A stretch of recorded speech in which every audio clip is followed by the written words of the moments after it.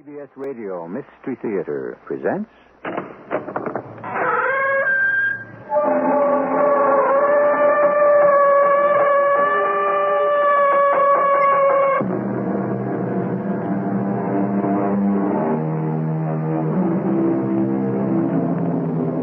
Come in. Welcome. I'm E.G. Marshall.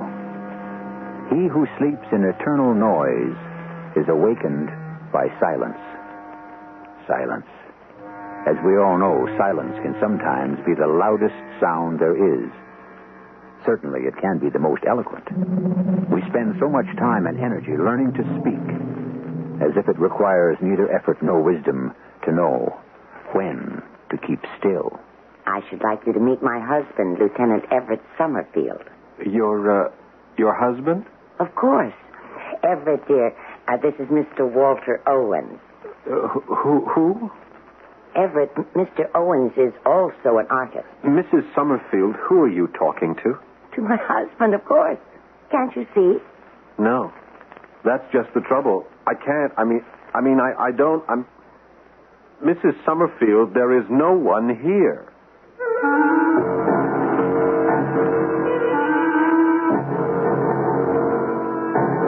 Our mystery drama, First Childhood, was written especially for the Mystery Theater by Sam Dann and stars Eileen Heckart. It is sponsored in part by ARM, Allergy Relief Medicine, and Buick Motor Division. I'll be back shortly with Act One.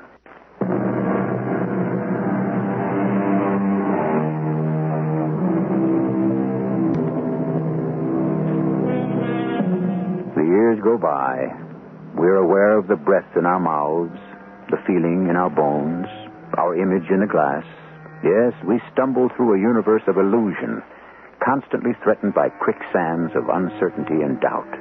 Yet, our basic hold on sanity is ourselves. We may know nothing else, but each of us knows who he or she is. Or do we? Really? That's too nice a day for all. Join us at a beach on the northeastern coast. A private, secluded place on a day when the brilliant sunlight dances on the sparkling waves and the air crackles. And as the poet might have said, just to be alive is paradise enow. Oh, good. What? Oh. Oh, I'm sorry. Did I startle you? I was busy concentrating on this canvas. I didn't hear anyone coming. That is rather a good painting. Do you really think so? I wouldn't have said so if I didn't. That doesn't mean I like it. Oh, I see. It shows promise. Shows promise. Sort of as the kiss of death for an artist. But you're not an artist. Oh, why do you say that? You don't have enough paint on your clothes. No, you see, the idea is to get the paint. Canvas either. There's not enough meaningful paint there. Oh, you've smeared pigment in profusion. But so few of those strokes signify anything. You have... Spoiled. Are you a fortune teller? Do you deny it? You're very handsome. You're charming. I'm sure women think you attractive. Men find you likable. You can have anything you want, except... Except what? Except art. You can't get that for nothing. You have to work for it. Now, what makes... It's obvious. What have you really got against this painting? You don't have to be an artist to paint it. Madame, I intend no disrespect. Your sense of color. My hair is white. I was trying to be tactful. Was Rembrandt tactful? I am not Rembrandt. My point exactly. That an opinion should be based on more than prejudice, bias, or emotion. An opinion, hopefully, should have its foundation in fact, in evidence, in the authenticated truth. You sound like a lawyer. Well, it so happens that I am a lawyer.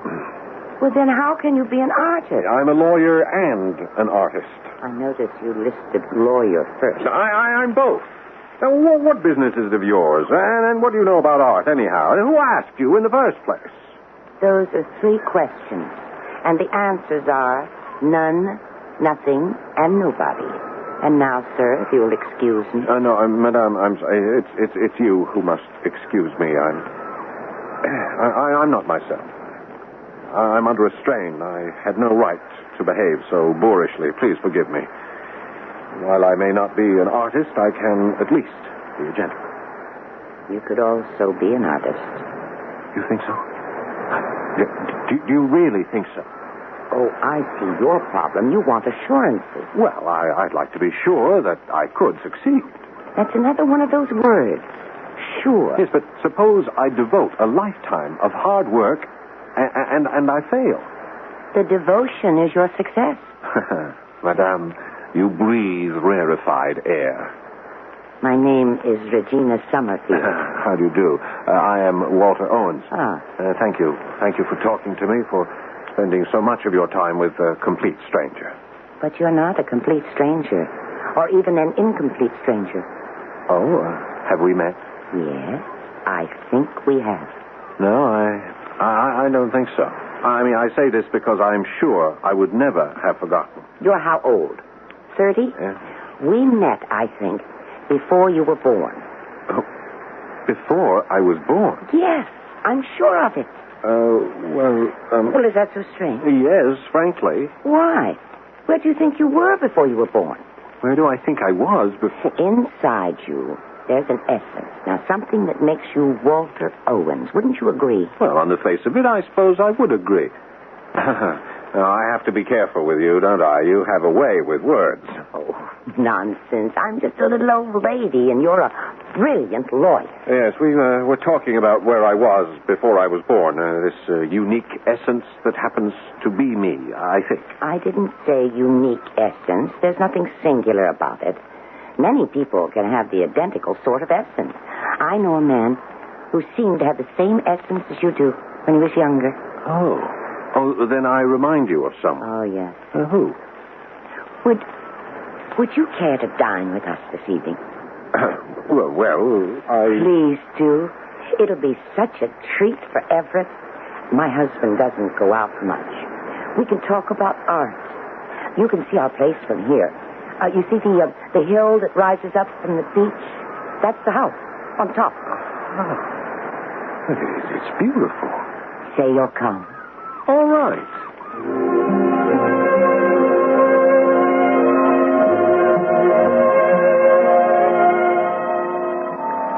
Mrs. Marshall. Oh, wait, don't tell me. You're in room 212.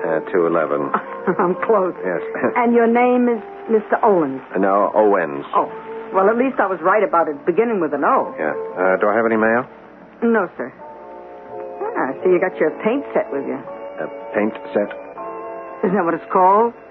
Yes, I suppose so. No mail, eh? Could I say something, Mr. Owens? Owens. Oh, yeah. Well, I remember when you checked in last night, you said you wouldn't be expecting any mail. Now you're hardly here one day, and already you're asking if you got any. Yes, the mail habit's a hard one to break. Now, this is a great place for painting pictures. Lots of artists come around. And you know what they paint mostly? Tell me. The Summerfield place. You can see it from everywhere on the beach. It's on top of the hill. Yes.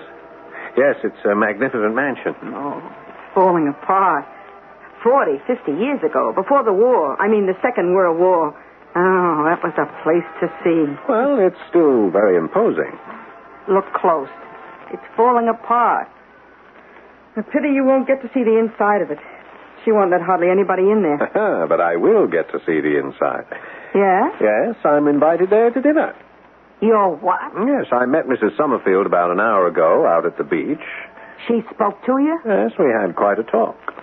Well, if that don't be... So I'm dining tonight with the Summerfields. The, Summerfield? Yes, Mrs. Summerfield and her husband. I believe his name is, Everett. Yeah, well, What's the matter, Mrs. Marshall? Look, what you have to understand is that there is no Mr. Everett Summerfield. No, Mr... What are you saying? I'm saying that there isn't any Mr. Everett Summerfield. There isn't? No, sir, there isn't. And she simply won't accept that. Uh-huh. Oh, what happened? Well, you see, Everett Summerfield was in the Navy. He was a lieutenant on board the USS Arizona, which was at Pearl Harbor. Mm-hmm. The ship was blown up on December 7th and sank to the bottom. And he was killed? Yeah, he was killed. But you see, they never did find his body. I see. Now, she pretends he's come back. She talks to him, just as if he's sitting there, and she cocks her head as if she's listening to him. I swear it is scary. Yeah, it's quite a place, but she's not going to be able to keep it much longer. Well, why do you say that? Well, because she's got a relative, some niece or something, that's trying to get the place away from her. On what grounds? On what grounds? Well, the woman's a nut. I mean, I like her personally, but she is a prime candidate for the nut house. Look, you're going there tonight. You'll see for yourself. I mean, the curtains on the windows are rags. The upholstery's all worn out on the furniture. The place needs paint all over. But she thinks... You know what she thinks? What? She thinks the place is in shape for the President of the United States to be entertained in. What you're intimating is she's crazy. Intimating? It's a fact. Mr. Owens, it's a hard, cold, cruel fact.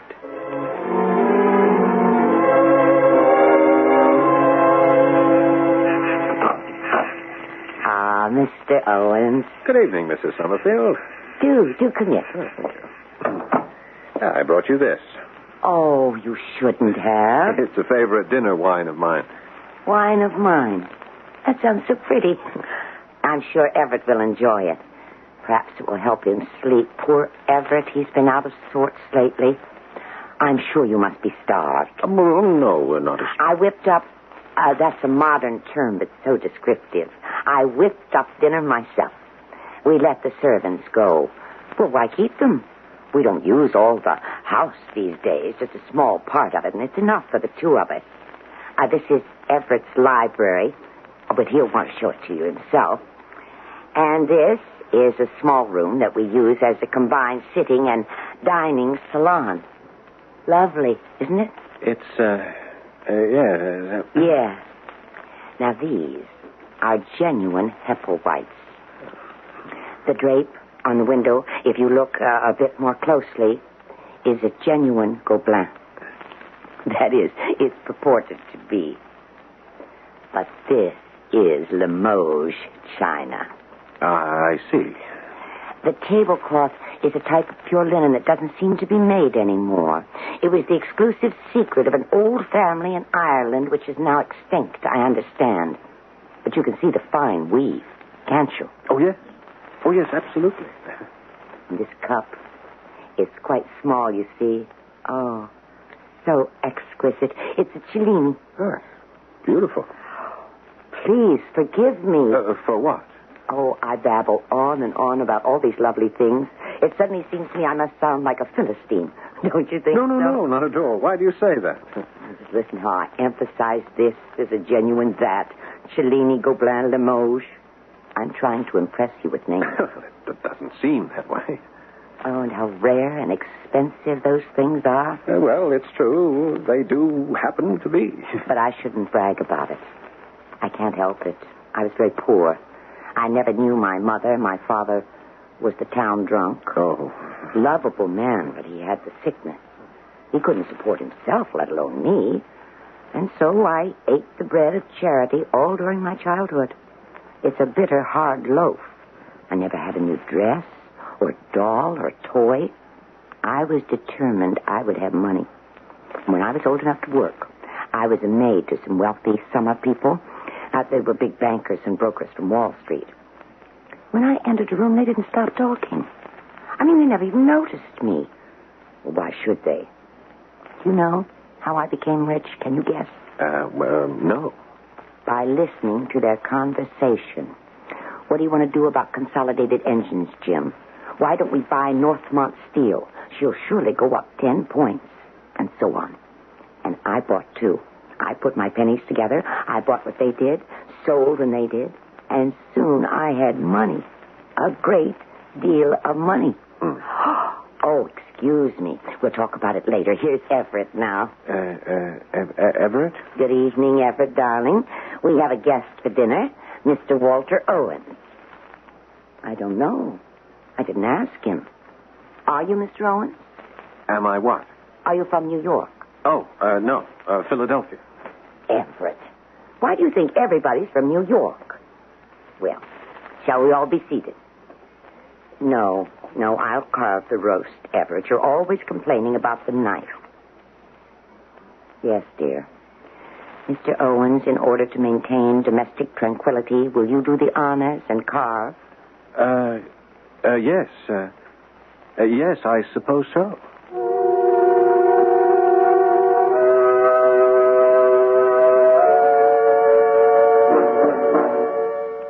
Well, now, how many people are at that table?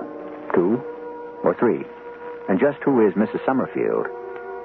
When we first met her, she seemed like a rather sharp, smart, with-it old lady. Everett is obviously supposed to be Lieutenant Everett Summerfield, who was killed many years ago at Pearl Harbor. What is he doing having dinner here tonight? Or is he? Things will either get clearer or cloudier when I return shortly with Act 2.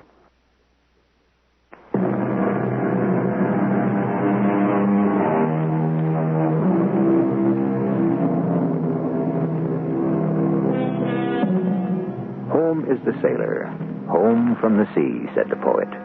But some sailors can never come home again. They lie buried forever under a watery grave of warm green or cold blue. Lieutenant Everett Summerfield went down with his ship at Pearl Harbor on that terrible day. But not according to his wife, who is now having dinner with him many years later. I hope you enjoyed your dinner, Mr. Owens. Oh, yes. Excellent. Some more coffee? No, thank you. This is fine. Just fine. Everett. Oh, my goodness. Look at him and listen to him. He's fast asleep. Honestly, Mr. Owens, that man can go off just anywhere. Or was it your wine? I just wish he wouldn't snore so loudly. Does it disturb you? Does what disturb me? Well, can't you hear that man snore? Oh, I don't mind. You're very kind. I was telling you how I became so rich by just listening to wealthy men talk. I was 19 years old, and I had almost $500,000. Can you believe it? Yes, I could believe it. I couldn't. But there it was in my account in my broker's office in New York. Meanwhile, I'd fallen in love. Can you guess with whom? Everett? Yes, Everett. Everett Summerfield. It was a miracle. Well, what do you mean? A miracle that he would fall in love with me. Why? Well, why shouldn't I fall in love with him? He was tall and handsome and rich. But for him to love me, mousy little Regina Melson, a penniless orphan girl. Yes, but you were rich. But who knew that? No one, not yet. I was Miss Nobody who had nothing. And yet he fell in love with me. His parents were furious. And then they died. An automobile accident. And do you know what came out? Mr. Summerfield Sr. was broke. It was a disaster. But you know what really bothered Everett? The thought that he might have to lose this house, this magnificent home. He always loved it. Well, you can see why. Oh, yes, I can. You can't imagine what happened when I said to him, "Darling, here's enough money to save the house." And we saved it. We were very happy until the war clouds began to threaten. Everett had a commission in the Naval Reserve. He volunteered for active duty. Was he at Pearl Harbor? Oh, yes. Wasn't there a report that he had gone down with his ship? Oh. You must have been listening to some of the town talk. Is that what you heard? Yes. I believe so. It was many years ago. I received a wire from the War Department. They said he was killed in action. But you know, I refused to believe it. You refused? But why? Because I knew it couldn't be true. He couldn't be dead. He just couldn't be. And so I was not going to believe it. I went to Hawaii to look for him. But if he was reported killed in action, where could you look? Under the sea? Well, there's no point in looking there. If he was there, he'd be dead, wouldn't he? No, I thought perhaps he'd been wounded, lost his identification, or he might have been suffering from amnesia. He could have been wandering around the island. I just knew I had to look. Well, did you ask the War Department for assistance? According to the War Department, my Everett was dead. They wrote me a letter to that effect. Now ask me what I wrote back to them. Well, what did you write? I wrote, if Everett Summerfield is dead, show me the body. They couldn't. And that's how I knew Everett must still be alive, and I was right. Well, what makes you say that? Well, I was right, wasn't I? Here he is today. Uh-huh. But the truth is, I didn't find him. You didn't? No. In the end, he found me. I came home, I waited. I knew he'd return to the place he loved best, the person he loved best. He did. One day, one lovely summer's day, he walked into the house. I'll never leave this place again, he said. I'll never leave you again. And he hasn't. How nice. Are you perhaps wondering why I stopped to talk to you this morning? Why did you? I spoke to you about an essence that forms the core of each of us, remember? I remember. It reminded me of what was inside Everett before he went away to war. I didn't want to see you waste yours the way his was wasted. Everett wanted to be a painter, too. He was afraid he wasn't good enough, just as you are. Yes, it's something to be afraid of. Why? Why, because if it should turn out that one is not good enough, what has one done with one's life? Lived it. But I know I'm a good lawyer. Then why aren't you happy? I'm very happy. Well, I was very happy, as a matter of fact, until I met you this morning. Oh, I am sorry. Well, you see, every so often I take some time off. I go somewhere and just paint furiously for a week or so. Well, I have to get it out of my system. Can you ever really get it out of your system? Well, it's getting late. Thank you for a fine dinner. Everett and I are glad you could come. There's no point in trying to wake him. He'll get up in his own time. I'll say good night for him. Yes, good night. And please come again. Soon.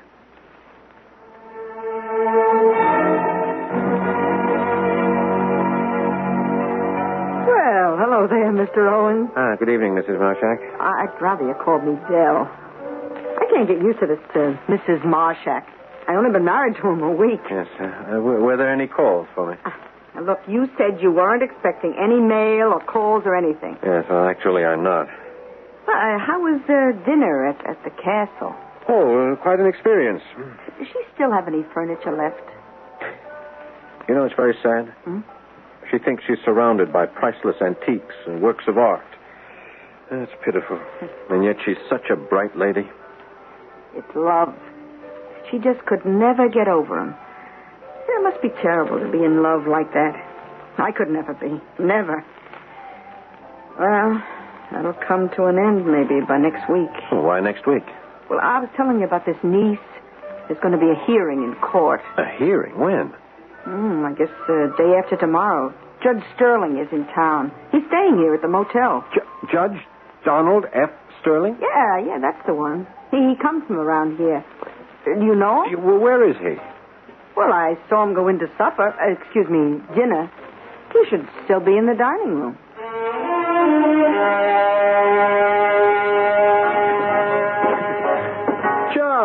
Judge Sterling. Walter, had your dinner? Yes, sir. Yes, Well, sir. sit down, have some coffee. Thank you, Judge. What are you doing up here? Oh, just a little vacation. I hear young lawyers get all the breaks. I'm working.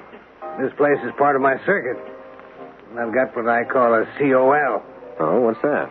Oh, it's my own private code for a crazy old lady. Oh. Well, I shouldn't say that. It's just that I hate these things. You get some greedy, shifty-eyed relative who wants the old gal put away for her own good, naturally. Naturally. And the truth is, the old gal would be better off being taken care of, but it's a messy situation. Well, anyhow, since I'll have to adjudicate this case, I'd better not discuss it. Yes, sir. The vultures have circled and landed. What's that, sir? That table near the window. Yes.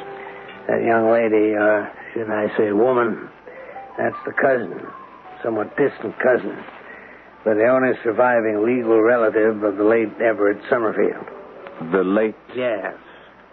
That's what this thing's all about. And her estimable attorney, Mr. Leroy Pillow. Unappetizing duo. But they may have the evidence on their side. Oh, what evidence? Enough to show that Regina should be committed.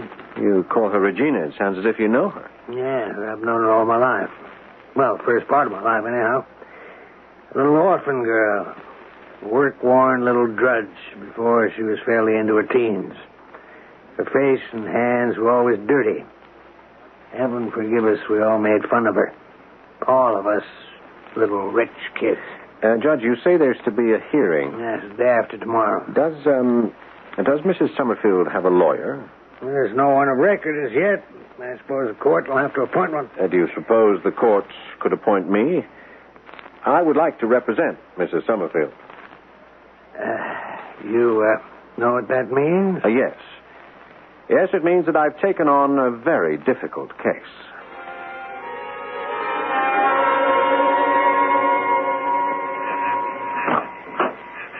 Oh, Mr. Owen. Yes, I know it's late. May I come in? Of course. Is something wrong, Mr. Owen? Mrs. Summerfield, did you know that the day after tomorrow you are being taken to court? Yes, I've been told to appear. Do you know why you've been told to appear? I suppose it's that Marston woman. Yes, well, that Marston woman, as you call her, is out to have you committed to a mental institution. On what grounds? On the grounds that your faculties are impaired. In other words, I'm crazy. Well, I was only trying to say it nicely. Mrs. Summerfield, please, let me explain. A pity you just missed Everett. He was quite taken with you. He went upstairs to bed. Mrs. Summerfield, we must talk about Everett. Oh, I'm delighted. I love to talk about Everett. Well, first, let me tell you, as your attorney... Oh, are you my attorney? Yeah, I was just appointed by the court. Marvelous. Now I need have no further worries. Not that I ever had any. Judge Sterling, I've known him since we were both children. Judge Sterling is not so sure that he will be able to prevent that Marston woman from winning the case. Judge Sterling is an honorable man. He would never permit justice to be mocked in his courtroom. He may have no choice on the basis of the evidence. What evidence? Well, Yes, Mr. Owen. This insistence of yours that Everett is in the house. I mean, you see, that will be quite enough, Mr. Owens. I see I have misjudged you. Mrs. Summerfield... Are you telling me that Everett is not in the house? As your lawyer, I can If only... that is your attitude, you can no longer be my lawyer. Please, Mrs. Summerfield... I must ask you to leave.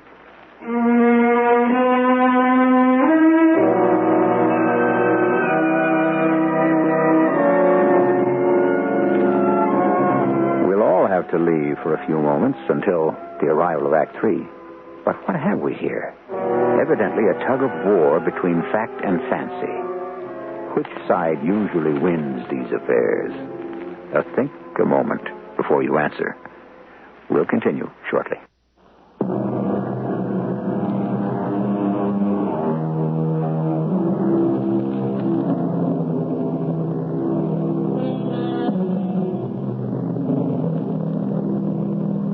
Cogito ergo sum.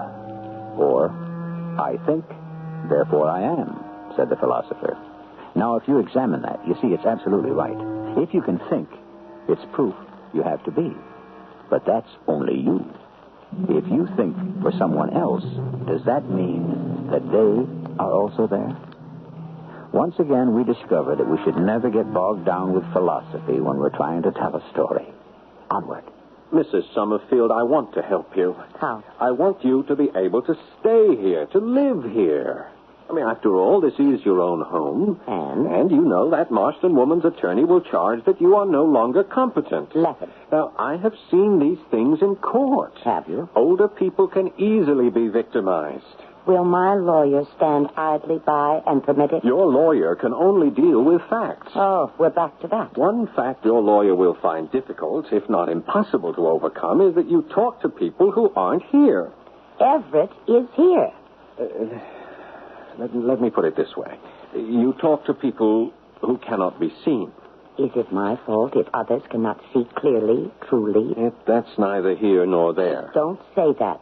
Realistically, everything has to be in one place or the other. Yes, well, that is your best defense.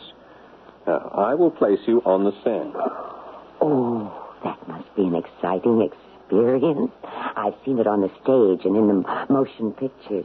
It's never happened to me. Yes, well, I will ask you the following question. I'll be under oath, won't I? Yes. I will say, Mrs. Summerfield, do you actually believe your husband is still alive? And I will answer yes. You will answer no. How can I answer no? You just told me I was under oath. Because the answer is no, and the case will be dismissed. The answer must be yes, because Everett is alive. Our second best defense. I will ask the same question. Mrs. Summerfield, do you actually believe your husband is still alive? And I will answer yes. You will answer, I want him to be alive, and I try very hard to believe it. But I don't try hard to believe it. It happens to be true. The attorney for that Marston woman will ask you that question. What will you answer? Yes. That answer opens the asylum doors. It's the truth, Walter. I wish you believe it. Well, it's very hard to believe it. Of course. Now, you've just caught the exact sense of it. If it were easy to believe, well, there'd be no problem, would there? And that's the same with everything else.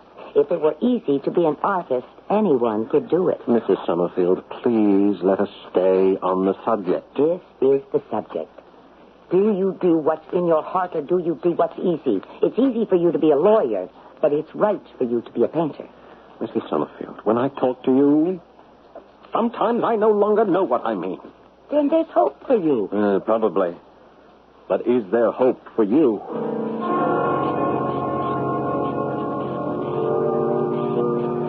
Evening, Mrs. Marshak. I'd rather you called me Belle. Good night, Belle. See you in the morning. Aren't you going to ask me your usual question? Oh, what usual question? Any mail? Any messages? Well, I never have any. Well, you do tonight. A message from a Mr. Pillow. He's the lawyer you're going to be up against in court. Well, how do you know I'm going to be in court? I know everything. He'd like to see you in the lounge.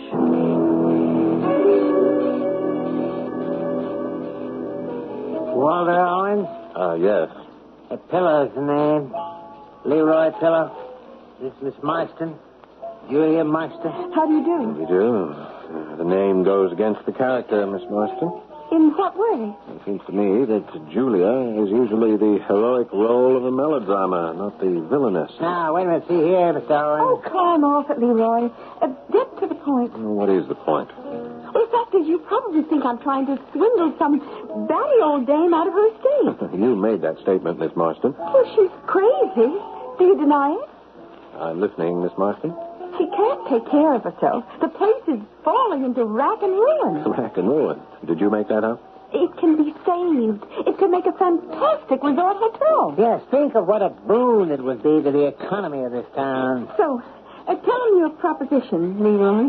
Mr. Owens, why can't we settle this out of court? Settle what? The problem. Well, I'm not aware of a problem. Can't you convince your client that it's in her best interest? No, I'm afraid not. Look, I'm not trying to swindle her out of the property. You're not. But it'll still be hers. In name, at least. And she'll be away in a nice place with nice little old ladies just like herself. And she can dig in a nice little garden. What a lovely prospect. Owens, I'm trying to help you out. Are you? Why lose a case when you don't have to? Who says I have to?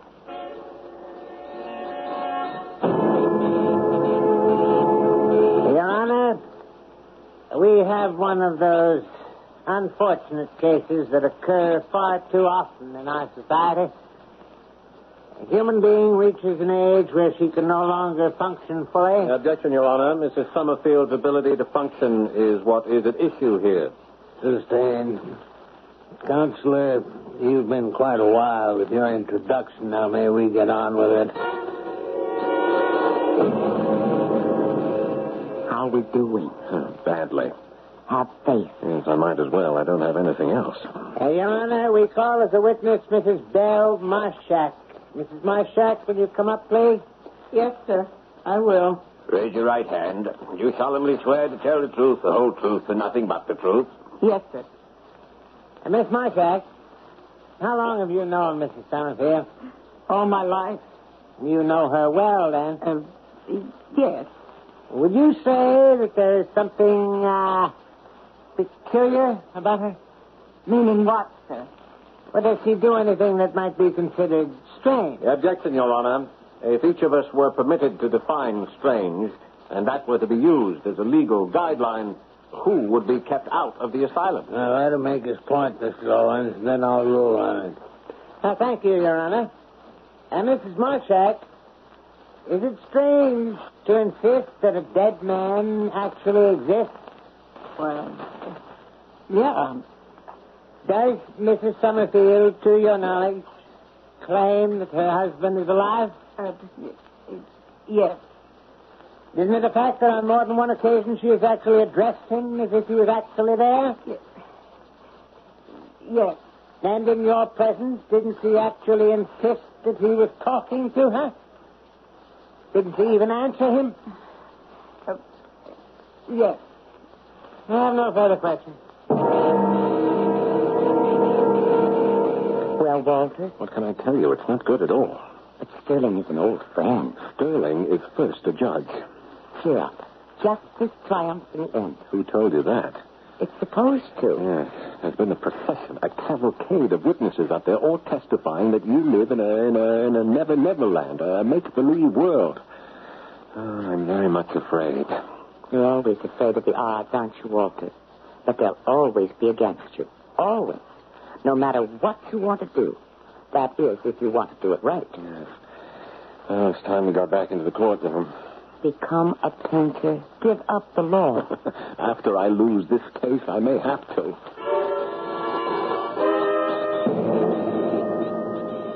In essence, Miss Marston, why have you brought this action? Because I'm trying to salvage something. Mr. Summerfield is no longer able to maintain the house. As everyone has testified, it's going to rack and ruin. I would like to set the place to rights. And have you discussed it with Mrs. Summerfield? Well, how can you talk to her? She lives in another world. Everybody knows that. She even thinks her husband is alive. Objection, Your Honor. To what, Mr. Owens? The issue of her husband's death is still before the court. Yes, but the court has as Exhibit A this document from the United States Navy that informs us Lieutenant Everett Summerfield died in action. Lieutenant Summerfield's body was never recovered, Your Honor. We can therefore never be sure that the Navy is correct. I see. Is this to be your line of argument? Well, it's one line of argument. Yes, well, I'll weigh it with the rest. I'll continue with your testimony, Miss Marsden. But you go into that house and you're spooked. What other word can I use? Spooked. And the joint is just falling apart. And you talk to her, you know what? It's like talking to someone in their second childhood. That's the whole story. Regina Summerfield is in her second childhood. Your Honor, I object. Regina, you can't object. Why not? It's up to your attorney. Oh, him. He knows more about painting than he does about the law. Besides, anyone has a right to object when they hear a lie. What lie? This young lady has just told a lie. She said I was in my second childhood. That's not true. I'm in my first. Well, now... Who knows that better than you, Jeremy Sterling? Did I ever have a childhood? You can answer that question because you had one. We're both the same age, you and I. We were both raised in this town. And while you were having your childhood, what was I having? What, Jeremy? I was having floors to scrub, dishes to wash, clothes to launder. I had a little cot behind the stove in some rich lady's kitchen. I ate what was left over. I wore what was handed down. I lived alone without friends. Sometimes I was so desperate to hear the voices of children that I thought you out. Well, you were all playing in your pretty clothes with your beautiful toys. I knew you'd only make fun of me, but that was all right. At least someone was paying attention to me. Maybe you threw mud pies at me. But did the dirt ever show on my dress? Did it, Jeremy? Did it? No. So, I didn't have a childhood. You know what childhood is, Jeremy. You don't because you had one. Well, I'll tell you. Childhood is a time of dreams and illusions and fairy tales. And you have to have it. You simply have to have it. Or else there can't be any meaning to your life. And since I didn't have mine when I was young, I have to have it now, before it's too late. Childhood means living in your own beautiful world. And I claim my beautiful world now. Is it too much to ask, Jeremy? The case is dismissed.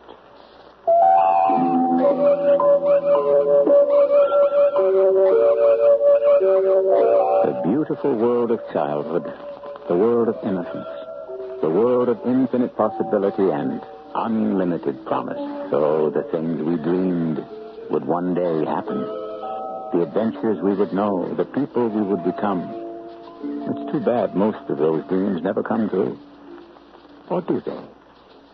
I shall return shortly.